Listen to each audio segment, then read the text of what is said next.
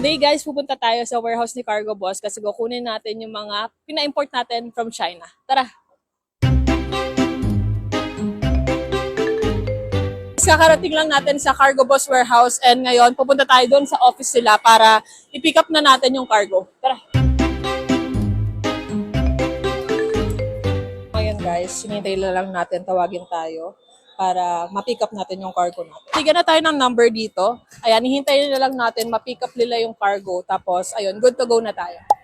Ito na yung mga cargos na pina-import natin from China. Ayan.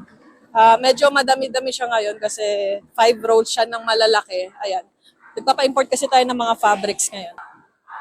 So guys, ito na yung mga pina-import natin from China. Mga fabric siya. Itong pina-import natin na to, it only cost me around 3,200. Sobrang mura, di ba? So, ayan, meron siyang 5 rows dito na sobrang lalaki. Kung sa shipping lang, sobrang mura talaga niya dito kay Cargo Boss. Mabilis yung shipment niya dahil nasa 19 days lang yung inintay ko para ma-receive tong cargo na to. It comes naman sa mga custom fees and taxes is wala na akong binayaran. Guys, pinigyan tayo ng gate pass kasi kailangan nyo to pag lalabas na kayo ng warehouse. Nakuha na natin yung mga cargos natin. Thank you so much Cargo Boss sa mabilis na shipment. Ayan, sa mga gusto din magpa-import ng mga products, contact nyo lang si Cargo Boss and a-assist nila kayo.